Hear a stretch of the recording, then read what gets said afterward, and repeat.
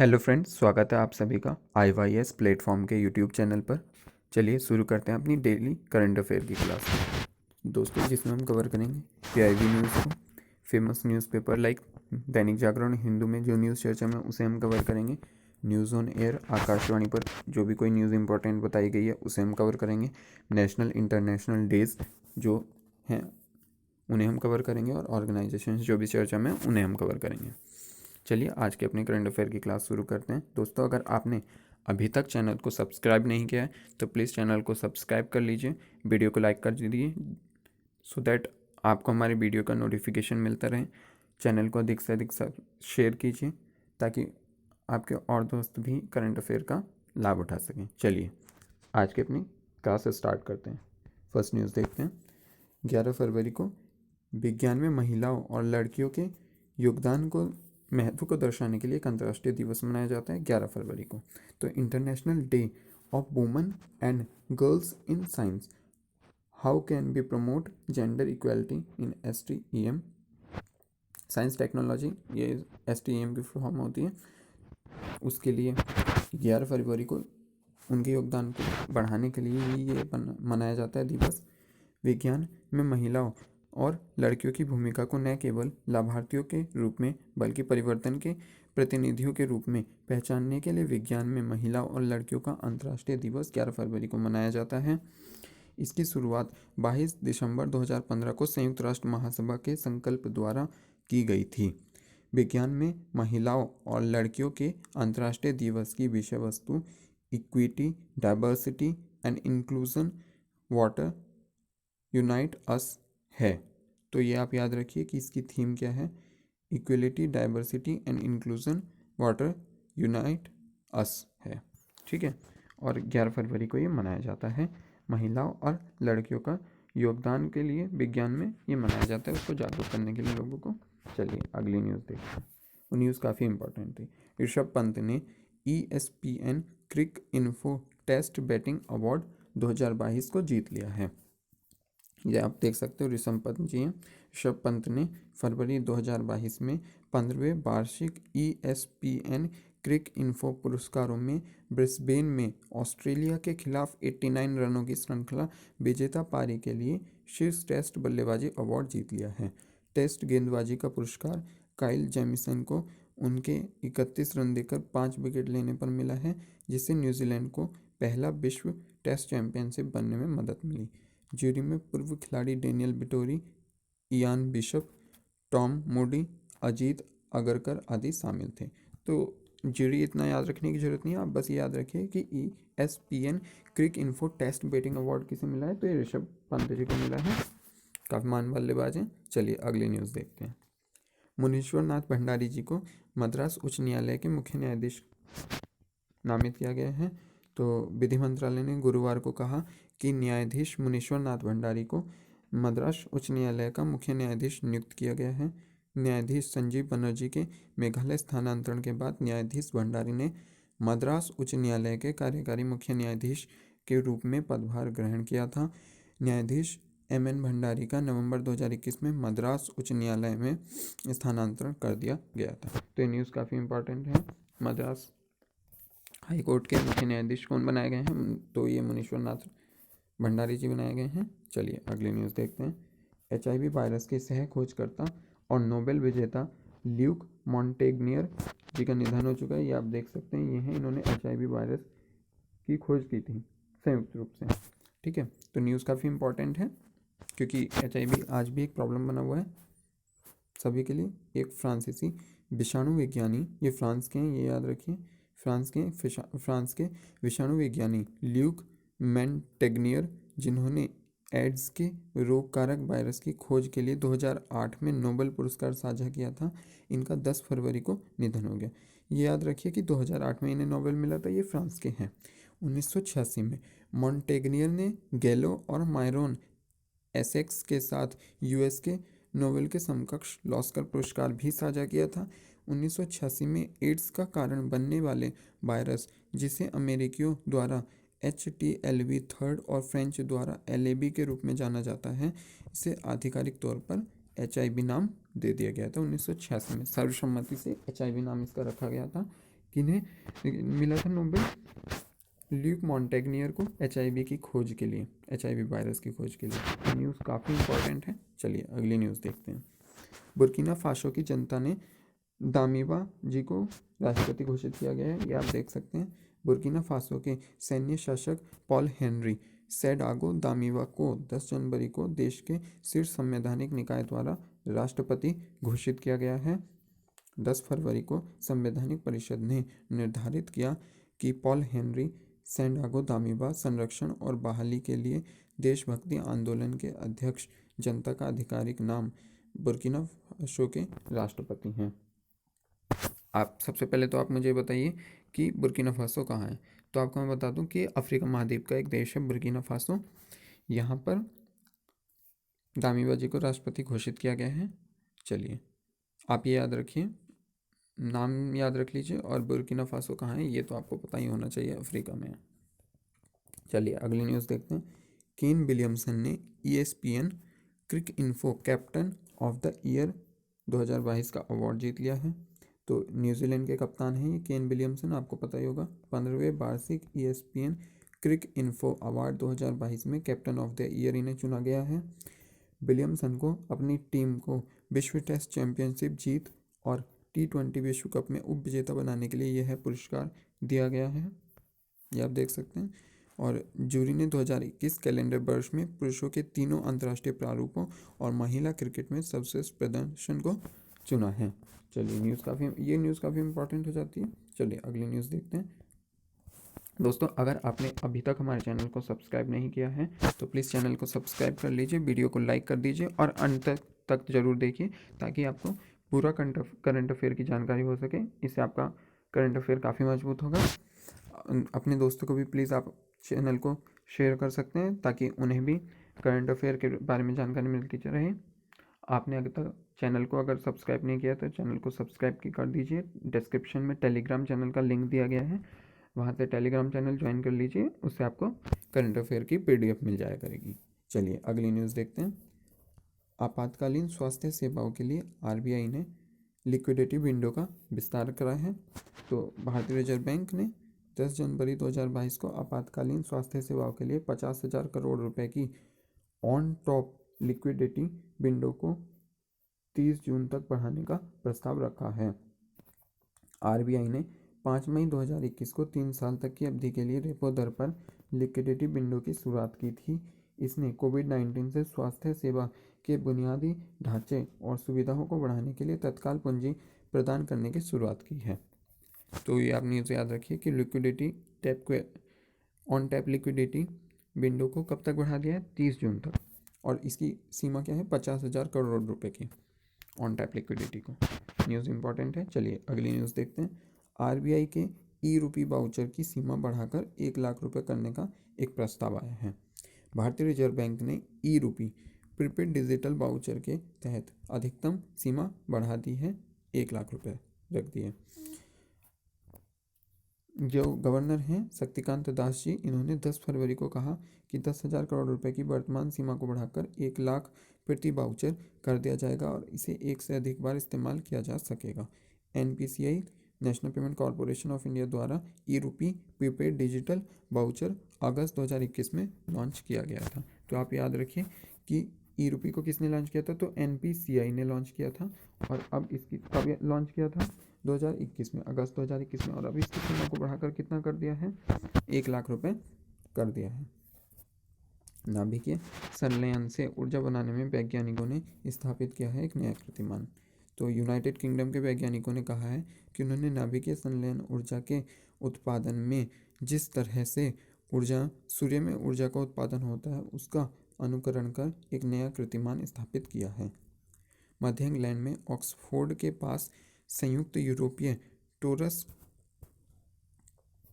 सुविधा में एक टीम ने दिसंबर में एक प्रयोग के दौरान 59 मेगाजूल संधारित ऊर्जा उत्पन्न की, जो 1997 के रिकॉर्ड से दोगुना अधिक है। तो आप देख सकते हो ये इसका कुछ मॉडल है और इन्होंने नाभिकीय संलयन से ऊर्जा बनाने में नया कीर्तिमान स्थापित किया है। आपको पता होगा कि सूर्य में भी नाभिकीय संलयन होता है क्योंकि वहाँ पर बहुत सारी हाइड्रोजन है। हाइड्रोजन के जो परमाणु होते हैं वो संलयन करते हैं और हीलियम में कन्वर्ट हो जाते हैं, जिससे ऊर्जा उत्पन्न होती है। ठीक है, आई होप आपको ये पता होगा। चलिए अगली न्यूज़ देखते हैं। 10 फरवरी को भारत यूरोपीय संघ के बीच परमाणु निःशस्त्रीकरण वार्ता संपन्न हुई है। निःशस्त्रीकरण और अप्रसार मामलों पर भारत यूरोपीय संघ के परामर्श का 7वां दौर 10 फरवरी 2022 को एक आभासी प्रारूप में आयोजित किया गया। दोनों पक्षों ने परमाणु, रासायनिक और जैविक क्षेत्रों से संबंधित निःशस्त्रीकरण और अप्रसार संधि के विकास पर चर्चा की। परामर्श भारत यूरोपीय संघ रणनीतिक साझेदारी को और अधिक मजबूत करने के लिए रोड मैप टू 2025 के तहत संवाद तंत्र का हिस्सा है। तो ये न्यूज़ काफ़ी इंपॉर्टेंट है क्योंकि एनपीटी को लेकर है, निःशस्त्रीकरण और अप्रसार संधि मतलब। चलिए अगली न्यूज़ देखते हैं। इसमें आपको एक और बात बता दूं कि यूरोपियन यूनियन का फ्लैग है। चलिए अगली न्यूज़ देखते हैं। प्रधानमंत्री नरेंद्र मोदी जी 11 फरवरी को फ्रांस में वन ओशन समिट को संबोधित करेंगे। बहुत इंपॉर्टेंट हो जाता है, प्रधानमंत्री जी कोई भी इवेंट होस्ट करते हैं तो वो बहुत इंपॉर्टेंट हो जाते हैं, इसलिए इसके बारे में जानते हैं। प्रधानमंत्री नरेंद्र मोदी जी ने 11 फरवरी को 2022 को एक वीडियो संदेश के माध्यम से वन ओशन समिट के उच्च स्तरीय खंड को संबोधित किया है। ठीक है, तो ये वर्चुअल है, आप ये समझिए। सॉरी 9 से 11 फरवरी के बीच फ्रांस द्वारा बेस्ट में संयुक्त राष्ट्र और विश्व बैंक के सहयोग से शिखर सम्मेलन का आयोजन किया गया था। इसका उद्देश्य अंतर्राष्ट्रीय समुदाय को स्वस्थ और टिकाऊ समुद्री पारिस्थितिक तंत्र के संरक्षण और समर्थन की दिशाओं में बड़े कार्य करने के लिए प्रेरित करना था। तो ये न्यूज़ काफ़ी इंपॉर्टेंट है क्योंकि मैंने आपको बताया कि प्रधानमंत्री जी कोई भी कार्यक्रम करते हैं वो बहुत इंपॉर्टेंट हो जाता है। तो याद रखिए कि वन ओशन समिट को किसने संबोधित किया है भारत की ओर से, तो वो माननीय प्रधानमंत्री जी ने संबोधित किया है। चलिए अगली न्यूज़ देखते हैं। राष्ट्रीय स्मारक प्राधिकरण ने पहले वैश्विक वेबिनार का आयोजन किया गया है। ये आप देख सकते हैं कि नेशनल मोनूमेंट अथॉरिटी, राष्ट्रीय स्मारक प्राधिकरण, इसका ध्येय वाक्य क्या है, तो सत्य धर्माय दृष्टि है। राष्ट्रीय स्मारक प्राधिकरण ने 11 फरवरी 2022 को स्मारकों की सुरक्षा पर पहला वैश्विक वेबिनार आयोजित किया है। वेबिनार का आयोजन भारतीय सांस्कृतिक संबंध परिषद के सहयोग से राष्ट्रीय विरासत के संरक्षण के लिए स्मारकों का संरक्षण और उनके महत्व पर किया गया था। मैं एक बार फिर से रिपीट कर देता हूँ कि वेबिनार का आयोजन भारतीय सांस्कृतिक संबंध परिषद के सहयोग से राष्ट्रीय विरासत के संरक्षण के लिए स्मारकों का संरक्षण और उनके महत्व, ये इसका विषय था, इस पर किया गया है। बांग्लादेश, भूटान, जापान, अमेरिका आदि सहित लगभग 20 देशों ने अपनी भागीदारी करी और इसमें भाग लिया। तो न्यूज़ काफ़ी इंपॉर्टेंट हो जाती है क्योंकि नेशनल मोनूमेंट अथॉरिटी द्वारा ये कोई ऑर्गेनाइज किया गया था। चलिए अगली न्यूज़ देखते हैं। शैक्षिक प्रशासन में नवाचारों के लिए प्रदान किए गए राष्ट्रीय पुरस्कार। न्यूज़ काफ़ी इम्पॉर्टेंट है। ये शिक्षा राज्य मंत्री हैं, आप देख सकते हैं। तो शिक्षा राज्य मंत्री डॉक्टर सुभाष सरकार ने 10 फरवरी को वस्तुतः रूप से शैक्षिक प्रशासन में नवाचारों और अच्छी प्रथाओं के लिए 5वें राष्ट्रीय पुरस्कार प्रदान किए हैं। 100 से अधिक अधिकारियों को 2022 के लिए पुरस्कार या प्रशंसा प्रमाण पत्र मिला है। National institute of educational planning and administration ने पुरस्कारों की स्थापना की थी। ये न्यूज़ इन्होंने प्रदान की हैं। चलिए अगली न्यूज़ देखते हैं। 2021 लोकतंत्र सूचकांक आ गया है। डेमोक्रेसी इंडेक्स 2021 165 देशों में भारत को 46 स्थान प्राप्त हुआ है। यूरोपियन यूनियन के लोकतंत्र सूचकांक का 2021 संस्करण 10 फरवरी 2022 को जारी किया गया।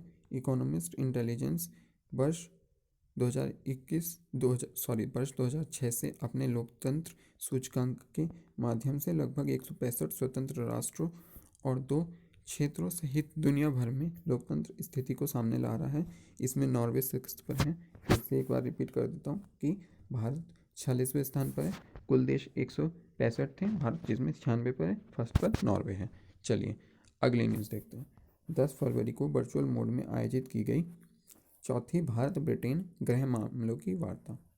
चौथी भारत यूके गृह मामलों की वार्ता 10 फरवरी 2022 को वर्चुअल मोड में आयोजित की गई है।